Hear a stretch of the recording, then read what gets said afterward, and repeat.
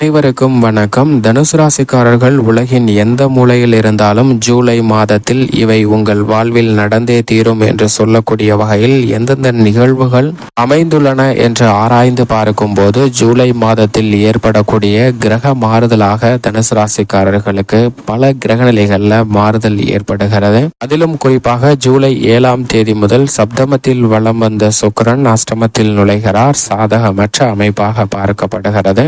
5ஆம் இடமான பூர்வ புண்ணிய ஸ்தானத்தில் ஆட்சி பலம் பெற்று சஞ்சரித்த செவ்வாய் பூனரோக சத்ருஸ்தானம் ஆகிய 6இல் 11ஆம் தேதி முதல் சஞ்சரிக்க போகிறாருங்க. இது நல்ல மாறுதலாக பார்க்கப்படுகிறது. 17ஆம் தேதி முதல் 7இல் வலம் வந்த சூரியன் அஷ்டமஸ்தானத்தில் நுழைகிறார். தனுசு ராசிக்காரர்களுக்கு நிச்சயம் சாதகமற்ற அமைப்பாக பார்க்கப்படுகிறது. அதே போன்று அஷ்டமத்தில் நிலை கொண்டிருந்த புதன் 17ஆம் தேதிக்கு பிறகு பாக்கியத்தில் நுழைகிறார். ஆனால் 20ஆம் தேதி வக்ரம் பெற்று மீண்டும் அஷ்டமஸ்தானத்தில் இந்த மாதத்தின் இறுதியில் வக்ரம் பெற்று சஞ்சரிக்கிறாருங்க. இப்படி கிரகநிலைகள்ல ஏற்படக்கூடிய மாறுதல்கள் இந்த ஜூலை மாதத்தில் மிகவும் சிறப்பான வளர்ச்சியும் முன்னேற்றத்தையும் ஏற்படுத்தி கொடுக்கக்கூடிய கிரக அமைப்பாக எவையெல்லாம் அமைந்துள்ளன என்று பார்க்கும் போது நிச்சயமாக இந்த ஜூலை மாதத்தில் அதிக நன்மை கொடுக்கக்கூடிய கிரக அமைப்பாக அமைந்துள்ளது செவ்வாய் மற்றும் சந்திரன் ஆகிய இரு கிரகநிலைகள் மட்டும்தான் அதிக நன்மையை அள்ளி கொடுக்கக்கூடிய வலுவான அமைப்பில் வீற்றிருக்கின்றன. மற்ற கிரகநிலைகள் பெரும்பாலும் சற்று நடுநிலையான பலனையும் அதேவேளையில் சாதகமற்ற ஒரு சூழ்நிலையும் தான் ஏற்படுத்துகிறது என்பதுதான் யதார்த்தமான உண்மை. இந்த வேளையில் பெரும்பான்மையான கிரகநிலைகள் குறிப்பாக இந்த வேளையில் சுக்கிரன், சூரியன் மற்றும் வித்யாகாரகரான புதன் அஷ்டமத்தில் சஞ்சரிப்பதால் சற்று நிதானமும் பொறுமையும் மிக அதிகமாக தேவை. இவர்களுடன் சந்திரனும் இணையும் போது அபரிவிதமான அதிகமான விழிப்புணர்வு நிச்சயமாக தேவைப்படுகிறது என்பதை தனுசு ராசிக்காரர்களுக்கு ஜூலை மாதத்தில் கிரகநிலைகளின் அமைப்பானது உறுதிப்படுத்துகிறது. இருந்தாலும் இந்த ஜூலை மாதத்தில் சந்திரனை பொறுத்த வரைக்கும் அஷ்டமத்தில் சஞ்சரிக்கும் போது தவிர மற்ற தருணங்கள் அனைத்தும் மிக அற்புதமான வளர்ச்சியையும் வெற்றி வாய்ப்பையும் ஏற்படுத்தி கொடுக்கிறார். எந்த காரியத்தை கையில் எடுத்தாலும் அவற்றில் காரிய வெற்றியை மிக வலுவாக வளர்பிறை சந்திரனாக வலம் வரும்போது அதீதமான முன்னேற்றத்தை அள்ளி கொடுக்கிறாருங்க தனுசு ராசிக்காரர்களுக்கு.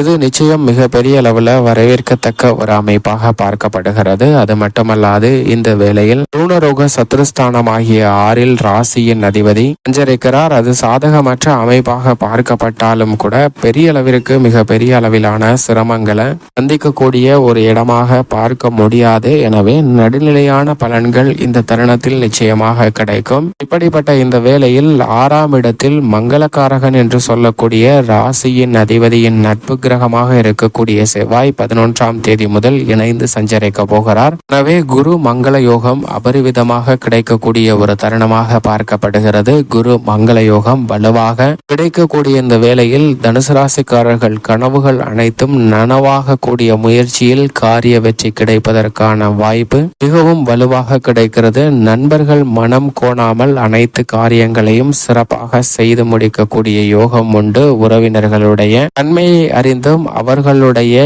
எண்ணங்களை புரிந்து கொண்டும் சில சிறப்பான மாறுதல்களை வலுவான முறையில் ஏற்படுத்துவதால் தனுசு ராசிக்காரர்களுக்கு எதிர்பாராத அளவிற்கு மிகவும் பிரம்மாண்டமான காரிய வெற்றி நிறைந்து கிடைப்பதற்கான யோகம் உண்டு. புதிய வருவாய்க்கு அடித்தளமிடக்கூடிய வகையில் பல நல்ல வாய்ப்புகளை இந்த தருணத்துல மேற்கொள்வதற்கான யோகம் கிடைக்கிறது. குரு மற்றும் செவ்வாயின் இணைவு காரணமாக சிறு சிறு பிரச்சனைகள் நீங்கி மிக பெரிய அளவில் நன்மை ஏற்படுங்க. மிக பெரிய அளவிலான பிரச்சனையாக இருந்தாலும் அவற்றை சிறப்பாக கையாள முடியும். செவ்வாய் 6இல் வரக்கூடிய இந்த வேளையில் புதிய நிலம், வீடு, வீட்டுமனை வாங்கக்கூடிய யோகமும் மங்களகரமான திருமணம், காதுகுத்து, வளகாப்பு, புத்திர பாக்கியம் உள்ளிட்ட பல நன்மை நிறைந்த விஷயங்களும் இனிமையாக சந்திப்பதற்கான யோகம் நிச்சயமாக இந்த தருணத்தில் வலுவாக கிடைக்க போகிறது. அது மட்டுமல்லாது தனுசு ராசிக்காரர்கள் நீண்ட நாட்களாக எதிர்பார்த்து காத்து கொண்டிருக்கக்கூடிய நல்ல செய்தி மேற்கு திசையிலிருந்து மிகவும் வலுவாக கிடைப்பதற்கான யோகம் இந்த தருணத்தில் உண்டு என்பதை தெள்ள தெளிவாக குரு, செவ்வாய் மற்றும் சந்திரன் போன்ற கிரகநிலைகள் உறுதிப்படுத்துகின்றன. இதன் காரணமாக தள்ளி சென்ற காரியங்களை கூட தற்போது விரைவாகவும் துரிதமாகவும் செய்து முடிக்கக்கூடிய யோகம் வலுவாக கிடைக்கிறது.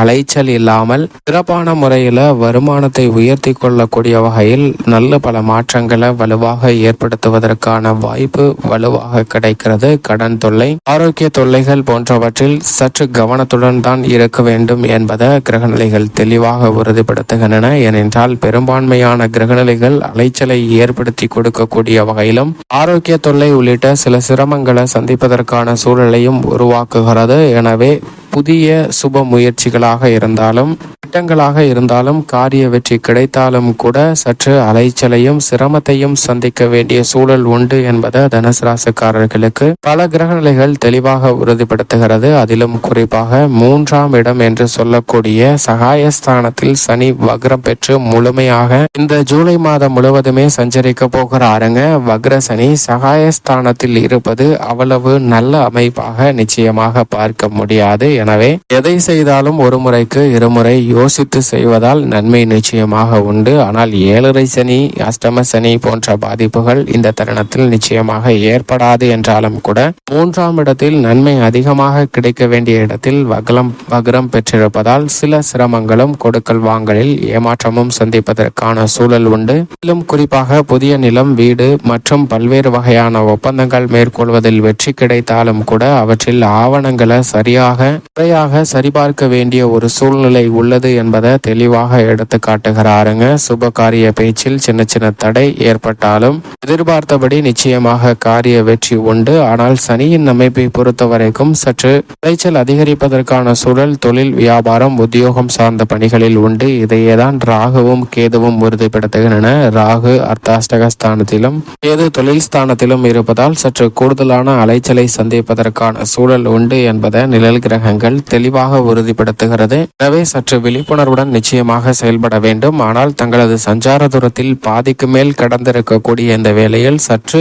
நிச்சயமாக சிரமம் குறையும் என்பதுதான் யதார்த்தமான உண்மை நிழல் கிரகங்களை பொறுத்த வரைக்கும். அது மட்டுமல்லாது வித்யாகாரகரான புதனை பொறுத்த வரைக்கும் மிகவும் வலுவாக அஷ்டமஸ்தானத்திலும் பின்னர் அஷ்டமஸ்தானத்தில் வக்ரம் பெற்றும் சஞ்சரிக்க போகிறாருங்க. எனவே சில நேரங்களில் எதிர்மறையான சிந்தனைகள் தோன்றலாம். ஆனால் அவற்றை நேர்மறையாக மாற்றிக்கொள்ளக்கூடிய வாய்ப்பும் வலுவாக கிடைக்கிறது. எதிர்கால வளன்படுத்தி கொள்ளக்கூடிய வகையில் இந்த தருணத்தில் அதிரடியான பல திட்டங்களை சிறப்பான முறையில் மேற்கொள்வதற்கான வாய்ப்பை புதன் ஏற்படுத்தி கொடுக்கிறார். அது மட்டுமல்லாது சுக்கிரன் அஷ்டமத்தில் நுழைவதால் எதிர்பார்த்து காத்து கொண்டிருக்கக்கூடிய வாய்ப்புகள் கை நழுவி செல்வதற்கான சூழல் உண்டு. 6 மற்றும் 11ஆம் இடத்தின் அதிபதியாக இருக்கக்கூடிய சுக்கிரன் அஷ்டமத்தில் நுழைகொள்வது அவ்வளவு சாதகமான நன்மை நிறைந்த அமைப்பாக நிச்சயமாக பார்க்க முடியாது. இருந்தாலும் ராசிக்கு சகாயமற்றவராக இருக்கிறாருங்க சுக்கிரன். எனவே கெட்டவன் கெட்டிடும் ராஜயோகம் என்று சொல்லக்கூடிய வகையில் சில எதிர்பாராத நன்மைகள்